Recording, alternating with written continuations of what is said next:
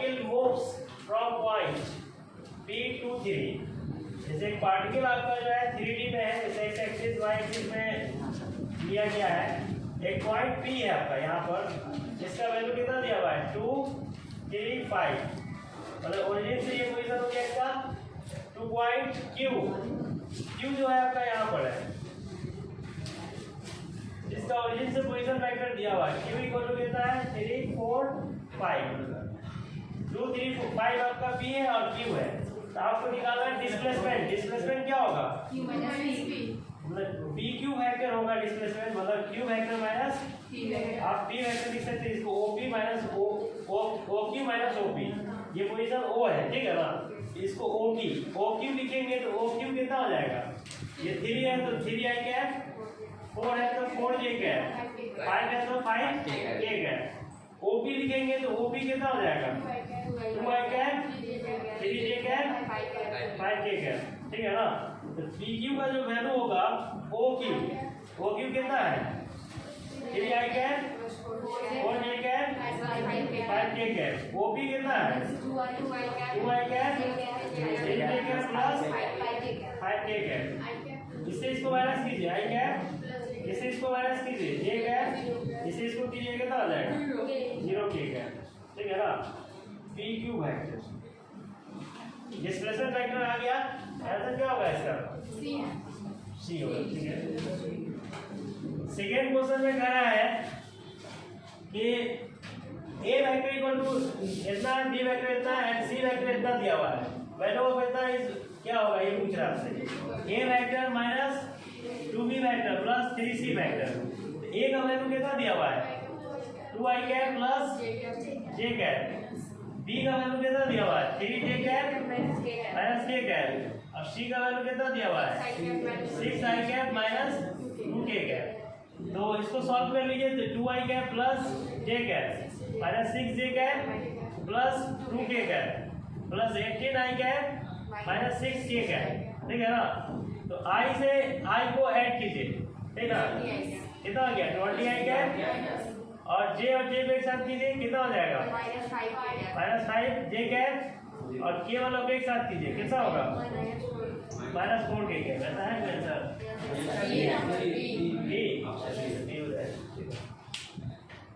ये आपका simple vector को रिजॉल्व करना है, मतलब रिजॉल्व करना मतलब कि vector equal to 2 newton act along the line x equal to 0 and y equal to 0। So D answer होगा।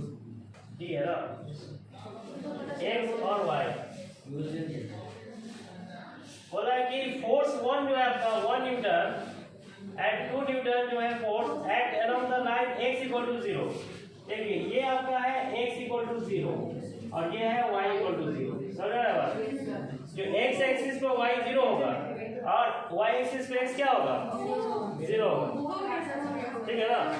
अब देखिए F1 जो है 1 न्यूटन है आपका along the line x equal to 0, मतलब कि F1 कहाँ लग रहा है इस पर लग रहा है। F1 कितना आ जाएगा 1 प्लस j कैप, ठीक है ना? और इधर आपका लगेगा F2 कितना होगा F2 ही होगा आपका x एक्सिस पर लग रहा है ना, x एक्सिस पर लगेगा तो कितना आ जाएगा 2i कैप, क्लियर है? रिजल्टेंट इसी के बीच में ना होगा r वेक्टर, तो r वेक्टर इक्वल टू जाएगा f1 vector plus f2 vector. तो आपका f1 वेक्टर कितना है j कैप और f2 कितना है 2i कैप, है सब answer 2i cap plus j cap. ये मिस्टेक होता है इसमें, ठीक है ना? और आगे बढ़ा दिए होंगे तो आंसर आ गया होगा कुछ क्या। बॉडी का है रेस्ट में, जैसे एक बॉडी है आपका और बॉडी आपका रेस्ट में, ठीक है? Under the action of 3 forces 2 of which are F1। एक फोर्स आपका F1 है और एक फोर्स आपका F2 है, किसी भी डायरेक्शन में हो सकता है। और तीसरा फोर्स नहीं दिया हुआ है, द थर्ड फोर्स इज, और तीसरा फोर्स हम मान लेते हैं कि F3 है, ठीक है ना? रिजल्टेंट फोर्स जो इसका होगा, रिजल्टेंट मतलब रिजल्ट इसका जो होगा, रिजल्टेंट फोर्स को आप r वेक्टर से लिख सकते हैं या Fr वेक्टर लिख सकते हैं। रिजल्टेंट फोर्स क्या होता है, जितने भी वेक्टर क्वांटिटी है इसको जोड़ा जाता है, जैसे F1 plus F2 plus F3, इसको रिजल्टेंट कहा जाता है। रिजल्ट अगर बॉडी रेस्ट में है तो ये जीरो होगा, जीरो वेक्टर। बॉडी रेस्ट में होगा तो क्या होगा, जीरो। मतलब रिजल्टेंट फोर्स का सम क्या होगा, जीरो होगा। मतलब सारे फोर्स का रिजल्टेंट कितना होगा, जीरो आएगा। नेट फोर्स जिसको बोलते हैं, नेट फोर्स क्या होगा, जीरो, एक्स डायरेक्शन में भी वाई डायरेक्शन में, ठीक है ना। एफ नेट जब जीरो होगा तो F3 का वैल्यू क्या होगा कि एफ नेट जीरो होना चाहिए। दूसरा आपसे F3 का वैल्यू कितना होगा, F3 इक्वल टू हो जाएगा माइनस F1 प्लस F2। अगर उसको उस तरह में आप जीरो की तरफ तो ये ना होगा, तो ये वैल्यू जो होगा आपका F3 equal to F1। F1 का वैल्यू कितना है 4i कैप, F2 कितना है 6j cap, minus 4i cap minus 6j cap, ये निकल गया आपका F3 का, ठीक है। ये आंसर था। एडेड टू द वेक्टर, एक वेक्टर है जिसको ऐड किया गया है, the vector that must be added to the vector i cap minus 3j cap plus 2k cap and 3i cap 6j cap minus 7k cap. दो vector आपका दिया हुआ है। मान लीजिए कि एक वेक्टर आपका a है i cap minus 3j cap plus 2k cap, दूसरा वेक्टर आपका दिया हुआ है 3i cap 6j cap minus 7k cap, ठीक है ना। इसको ऐड किया गया है किससे, मान लेते हैं कि r वेक्टर से ऐड किया गया इसको, या c वेक्टर से ऐड किया गया। चलिए, so that the resultant vector is a unit vector. Resultant vector जो होगा, जैसे a vector plus b vector plus c vector जो ऐड करेंगे, इसी को बोलते हैं रिजल्टेंट। जब दो या दो से ज्यादा वेक्टर को ऐड किया जाता है या सब्ट्रैक्ट किया जाता है तो उसको बोलते हैं रिजल्टेंट वेक्टर, है ना। रिजल्टेंट वेक्टर जो है एक यूनिट वेक्टर है, किसके साथ, along the y axis. X axis और y एक्सिस की बात किया जाए, x पर यूनिट वेक्टर होगा i कैप और y पर होगा प्लस j कैप, इसका मतलब ये प्लस j कैप है। रिजल्ट इसका क्या है, plus j cap. y axis पे जा रहा है तो plus j cap, x axis पे होगा तो प्लस i कैप हो जाएगा। अब यहाँ पर देखिए a वेक्टर दिया हुआ है i cap 3j cap plus 2k cap, b vector भी आपका दिया हुआ है 3i cap 6j cap minus 7k cap. अब c वेक्टर आपको निकालना है, क्या ये j वेक्टर के बराबर है, तो इसको ऐड कीजिए, 3 और i 4i हो जाएगा, ठीक है ना। माइनस 3 प्लस 6 3j कैप हो जाएगा 2 और माइनस 5k कैप। यहाँ से c वेक्टर जो निकालिएगा इसको उधर ले आइए, plus j cap minus 4i cap plus 3j cap minus 5k cap plus j cap minus 4i cap minus 3j cap plus 5k cap, मतलब ये आ जाएगा माइनस 4i कैप और ये minus 2j cap plus 5k cap. ऐसा है answer, कौन सा है, डी, डी हो जाएगा, ठीक है। ए वेक्टर कितना दिया हुआ है 3i cap plus 4j cap and B vector आपका दिया हुआ है कितना 7i cap plus 24j cap. The vector having the same magnitude, एक वेक्टर है जिसका मैग्नीट्यूड जो है सेम है एज बी वेक्टर, मतलब बी वेक्टर का जो मैग्नीट्यूड है ना उसके सेम है and parallel to A vector, और ए वेक्टर का क्या है पैरेलल। तो बी वेक्टर, एक वेक्टर आप मान लीजिए, कोई भी एक वेक्टर मान लीजिए, let to be a vector, एक वेक्टर मान लीजिए सी वेक्टर। तो सी वेक्टर का जो मैग्नीट्यूड है वो बी वेक्टर के मैग्नीट्यूड के बराबर है ना। बोला है कि same magnitude as B vector, एक ऐसा वेक्टर है जो बी वेक्टर के मैग्नीट्यूड के क्या है बराबर है, ठीक है ना। अब पैरेलल है किसके, ए के। तो पैरेलल निकालने के लिए क्या करेंगे, यूनिट वेक्टर निकालेंगे, आप उसी डायरेक्शन में निकालना पड़ेगा ना, तब आ होगा। ये मैग्नीट्यूड हो गया और ये पैरेलल का कंडीशन हो गया, दोनों को गुणा कर देंगे, आ जाएगा आंसर, ठीक है ना। तो बी वेक्टर कितना दिया हुआ है 7i cap plus 24j cap, और यूनिट वेक्टर निकालना तो क्या करेंगे, ए वेक्टर बाई ए वेक्टर का मैग्नीट्यूड ये होता है। तो यहाँ जो वैल्यू होगा इसका कितना आ जाएगा 7 का स्क्वायर 24 का स्क्वायर इनटू ये वेक्टर कितना दिया हुआ है 3i cap plus 4j cap और इसका आ गया 3 का स्क्वायर प्लस 4 का स्क्वायर ये कितना आ जाएगा ये हो गया 49 plus 576 3i cap plus 4j cap by 5 ये स्क्वायर रूट निकालेंगे तो कितना आएगा 25 ये 3i cap plus 4j cap by 5 इसी ये कट गया ये आ गया 15i cap plus 20j cap कौन सा answer D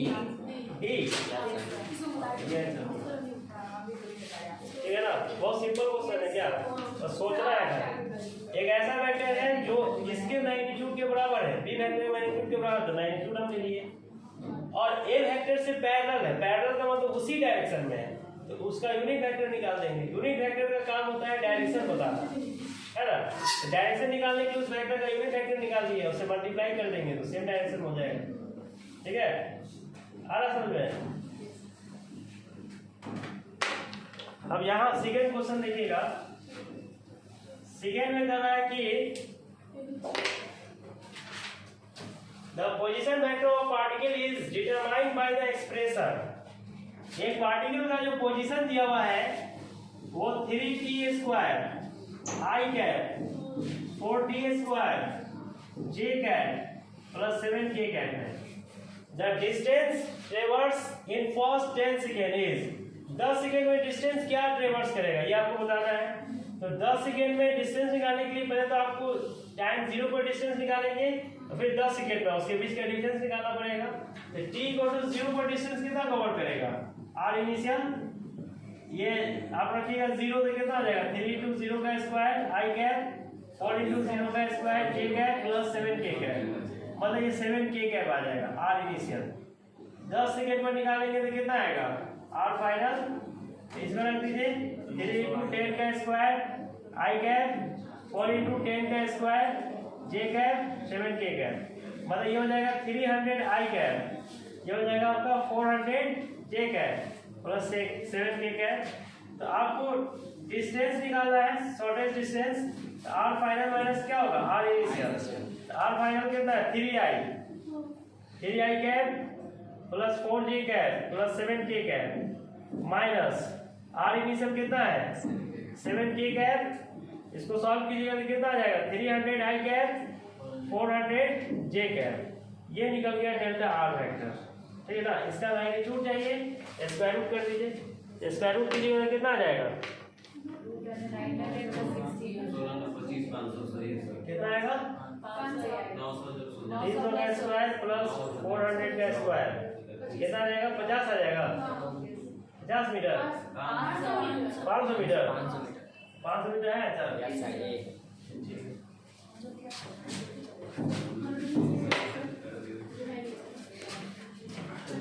vector 3i cap b vector i minus 3j plus 5k cap and c vector जो है 2i cap plus j cap minus 4k cap है फॉर्म ये क्या बनाता है ये पूछ रहा है आपसे इक्विलेटरल ट्रायंगल अगर ये साइड है तीनों वेक्टर अगर इस ट्रायंगल का मान लीजिए a वेक्टर है ये इसका साइड है a vector a b c मान लेते हैं मतलब a वेक्टर मतलब हो गया a b मान लेते हैं a b कर लेते ठीक है ना a वेक्टर आपको कितना दिया हुआ है a वेक्टर दिया हुआ आपका 3i minus 2j cap plus k cap इसको हम मान लेते हैं b वेक्टर b वेक्टर कितना दिया हुआ i cap 3j cap plus 5k cap इसको मान लेते हैं c vector 2i cap plus j cap plus minus 4k ठीक है अगर ये तीनों साइड है मान लेते हैं कि ये आपका हो गया BC वेक्टर और इसको मान लेते हैं कि AC वेक्टर तो तीनों का मैग्नीट्यूड निकाल के देखना पड़ेगा मैग्नीट्यूड कितना आ रहा है तो ये वेक्टर का मैग्नीट्यूड जब निकालिएगा तो इसका मैग्नीट्यूड कितना होगा 3 का स्क्वायर माइनस 2 का स्क्वायर 1 का स्क्वायर कितना आ जाएगा 9 + 4 + 1 कितना होगा √14 हो जाएगा ठीक है और मतलब ए बी निकल गया कितना ए बी इक्वल आ गया √14 ठीक है ना। अब उसके बाद BC निकालिएगा मतलब B वेक्टर। B वेक्टर जब निकालिएगा तो कितना होगा, ये हो जाएगा आपका 1 का स्क्वायर माइनस 3 का स्क्वायर 5 का स्क्वायर, ये कितना हो जाएगा 1 प्लस 9 प्लस 25 रूट 35 हो जाएगा। और C वेक्टर ये हो गया, B वेक्टर मतलब क्या हो गया BC का लंबाई हो गया रूट 35। उसके बाद आपका है AC मतलब A वेक्टर, C वेक्टर ना, C वेक्टर का मैग्नीट्यूड निकालिएगा रूट अंडर 2 का स्क्वायर 1 का स्क्वायर माइनस 4 का स्क्वायर, ये कितना आ जाएगा 4 प्लस 1 प्लस 16 21। C वेक्टर का मैग्नीट्यूड निकल गया ना, C मतलब हो गया AC इक्वल टू रूट 21। अब इस तीनों में कोई रिलेशन है? क्या रिलेशन है? AB और AC को जोड़ने पर AB और AC का स्क्वायर का सम कितना होगा BC के स्क्वायर के सम होगा, मतलब BC का स्क्वायर जो होगा वो इक्वल टू हो गया AC का स्क्वायर प्लस AB का स्क्वायर, ये हो गया आपका कितना 35, ये आपका AC है 21, AB कितना है 14, तो 35 इक्वल टू 35। ये कौन सा थ्योरम है? Pythagoras theorem, right angle triangle का कंडीशन है। ये कैसा ट्रायंगल बनाएगा? राइट एंगल ट्रायंगल बनाएगा, ठीक है। सेकेंड क्वेश्चन में बोला है कि पर्सन मूव्स 30 मीटर नॉर्थ, एक आदमी जो है नॉर्थ की तरफ कितना जा रहा है 30 metre, and then 20 metre towards east, और उसके बाद 20 मीटर जा रहा है ईस्ट की तरफ। तो पहले इसको स्केच कीजिए डायरेक्शन के हिसाब से। एक आदमी डायरेक्शन के हिसाब से अगर देखिएगा तो 4 डायरेक्शन होता है, नॉर्थ साउथ वेस्ट ईस्ट। बोला है कि a person moves 30 metre north की तरफ जा रहा है कितना 30 मीटर, यहाँ से स्टार्ट किया और नॉर्थ की तरफ जा रहा है 30 मीटर, ठीक है। नॉर्थ मतलब हो गया y axis, and then 20 metre towards east हो गया इस डायरेक्शन में, तो 20 मीटर किधर जा रहा है ईस्ट की तरफ, C पर चला गया 20 मीटर। फिर उसके बाद बोला है कि 30 रूट 2 मीटर इन साउथ वेस्ट का मतलब क्या है साउथ वेस्ट है ना, ये साउथ वेस्ट है आपका, साउथ वेस्ट मतलब वेस्ट से साउथ की तरफ, ये वेस्ट है ऊपर वाला, इधर से जा रहा है 45 डिग्री है ना, मतलब एंगल ले दिया तो 45 लेंगे, मतलब यहाँ से आप इसको ड्रॉ कीजिएगा ऐसे, ये ऐसे आएगा कितना एंगल से 45 डिग्री से, 45 डिग्री से नीचे आ रहा है आपका ABC, D इसको मान लीजिए, इसमें क्या मान लीजिए D मान लीजिए, कहीं पर भी रुक सकता है, ऐसे डिस्टेंस दिया हुआ है, कितना दिया हुआ है 30 रूट 2 मीटर है ना।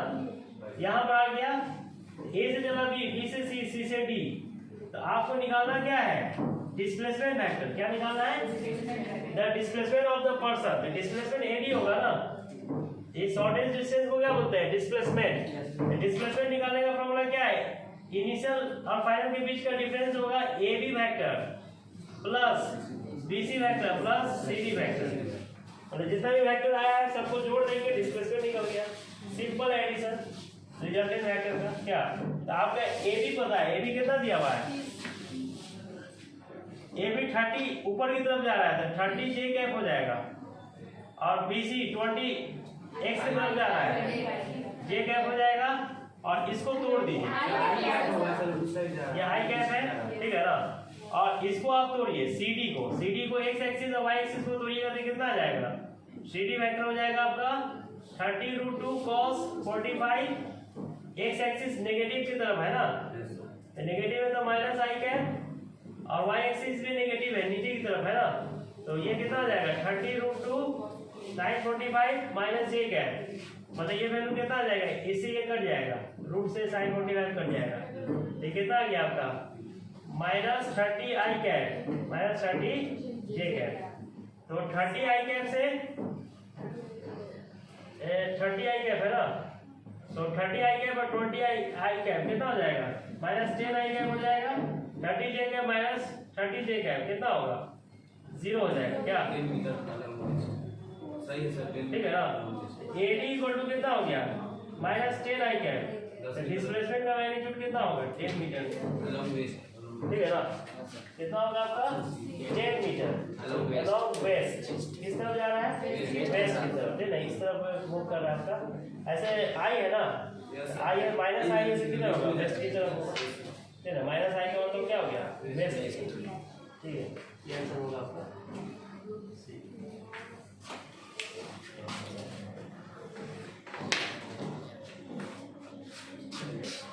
A vector I cap plus j cap root 2 k cap makes with x y z axis respectively r। एक वेक्टर आपका दिया हुआ है जो i कैप है, j कैप है और रूट 2 k कैप है। इसका डायरेक्शन रेशियो कितना होगा, डायरेक्शन रेशियो इसका होगा a b c। इसका कोफिशिएंट i का कोफिशिएंट है 1, j का होगा 1 और k का होगा रूट 2। तो तीनों एक्सिस से एंगल बनाना है। एक वेक्टर जो है आपका जैसे x एक्सिस, y एक्सिस और z एक्सिस। मान लेते कि r वेक्टर है, इससे ये बनाया अल्फा एंगल और इससे ये बनाया बीटा एंगल और इससे ये बनाया गामा एंगल, ठीक है ना। तो बोला है कि the angle which a vector इतना इतना makes x y z axis. तो x के साथ एंगल जो बनाएगा इसको लिखेंगे cos अल्फा। cos अल्फा का फॉर्मूला क्या होता है a by under root a square b square c square, ठीक है ना। a का वैल्यू कितना है 1 अंडर रूट 1 का स्क्वायर रूट 2 का स्क्वायर, ये कितना आ जाएगा 2 आ जाएगा 1/2। cos अल्फा 1/2 किसका वैल्यू होता है cos 60 डिग्री, अल्फा हो गया 60 डिग्री, ठीक है ना। इसी तरह से cos बीटा निकाल लीजिए। cos बीटा हो जाएगा b by under root a square b square c square. b का वैल्यू भी 1 है, ये भी सेम आ जाएगा cos 60 डिग्री, मतलब बीटा भी कितना हो गया 60 डिग्री। cos गामा निकालिए, cos गामा c बाई होगा under root a square b square c square. तो c का वैल्यू कितना है √2/2, ये 1/√2 हो जाएगा, मतलब cos 45 डिग्री, मतलब गामा का वैल्यू कितना आ गया 45। कौन सा आंसर होगा सी होगा। सेकेंड क्वेश्चन जो बोला है कि if a vector p vector making angles alpha beta and gamma.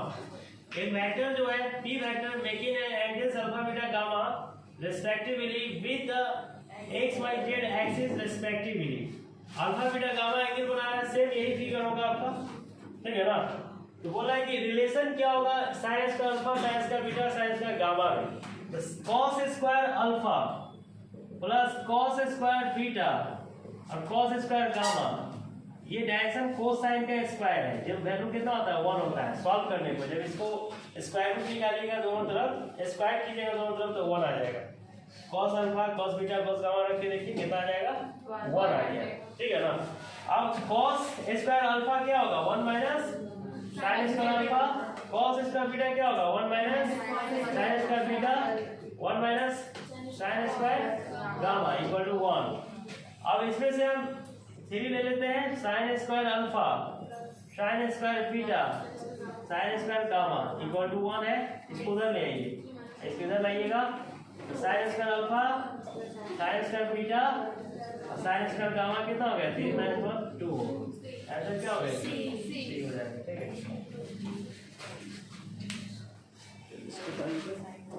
ठीक है। Plus 2k cap B vector दिया हुआ है आपका 2i cap minus 2j cap plus 4k cap. Then value of a cross b का मैग्नीट्यूड पूछ रहा है कितना होगा।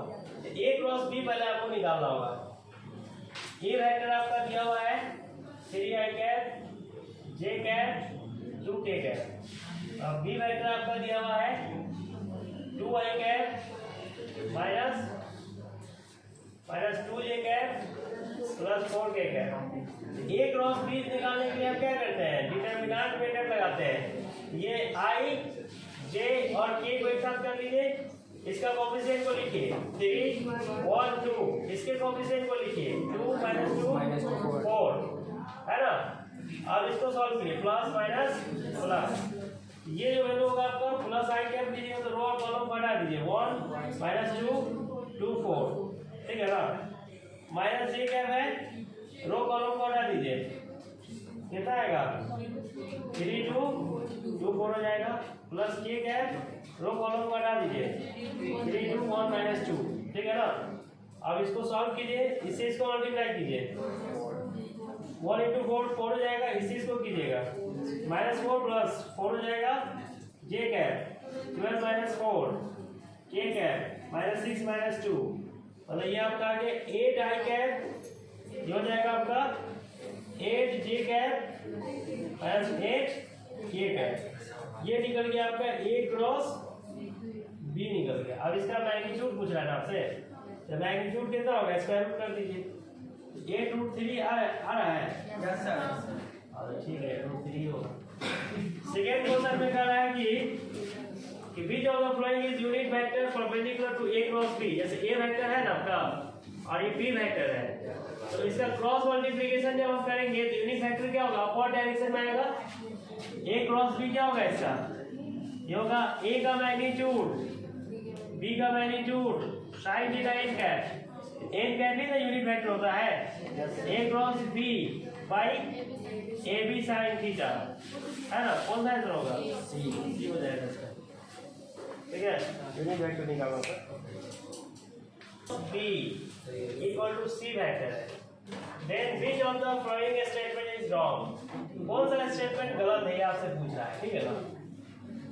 C vector is perpendicular to A vector, C vector जो होगा A वेक्टर के परपेंडिकुलर होगा, तो A क्रॉस B क्या होगा, A क्रॉस B तो एक A वेक्टर और B वेक्टर एक ही प्लेन में है, जैसे A वेक्टर है और ये B वेक्टर है ना, तो ये दोनों एक ही प्लेन में है ना, तो दोनों एक ही प्लेन में है, तो इसका क्रॉस प्रोडक्ट किधर आएगा, ऊपर की तरफ आएगा, इसका मतलब है कि C वेक्टर भी इसी डायरेक्शन में होगा, तभी तो बराबर होगा A क्रॉस B का प्रोडक्ट, तो बराबर अगर एक ही डायरेक्शन में होगा तो परपेंडिकुलर होगा।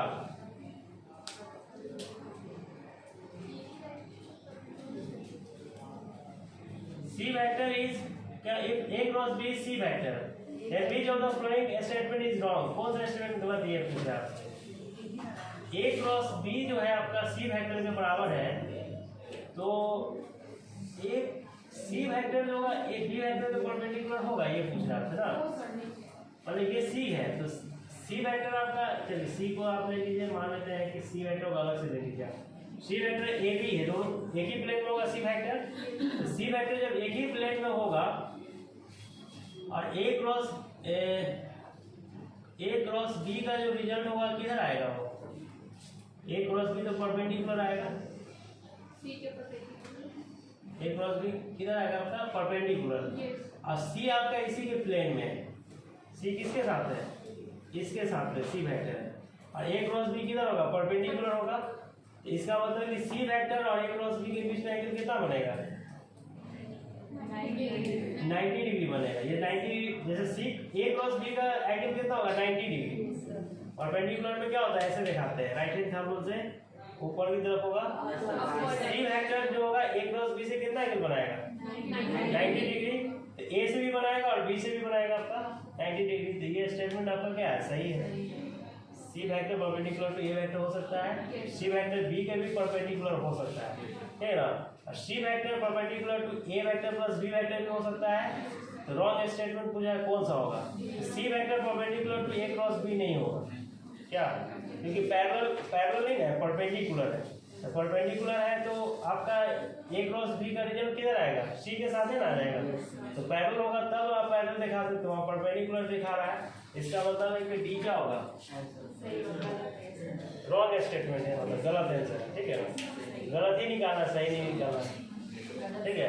सर इसका C हो, सेकंड में बोला है कि the angle between the vectors A vector and B vector is theta, A vector और B वेक्टर के बीच का एंगल कितना है, थीटा है, ठीक है ना। The value of the triple product A dot B cross A vector is क्या होगा ये पूछ रहा है, ठीक है ना, तो B क्रॉस A, देखिए B क्रॉस A नीचे की तरफ आएगा, डॉटवर्ड डायरेक्शन, A वेक्टर तो आपका प्लेन में है, B क्रॉस A अंदर की तरफ है, मान लेते हैं कि बी क्रॉस ए का वैल्यू आ गया सी वेक्टर, मान लेते हैं सी वेक्टर आ गया, ठीक है ना। इसके हिसाब से ए वेक्टर डॉट सी वेक्टर, अब सी वेक्टर किधर है, अंदर की तरफ है, ए वेक्टर प्लेन में है, तो दोनों के बीच में एंगल कितना बनेगा 90 डिग्री। बी क्रॉस ए का रिजल्ट अंदर एक तरफ आएगा, ए तो आपका प्लेन में है, तो एंगल कितना बनाएगा ये 0 बनाएगा, कॉस एंगल 0 होता है, ठीक है ना, तो 0 होगा। कौन सा आंसर होगा इसका, बी होगा।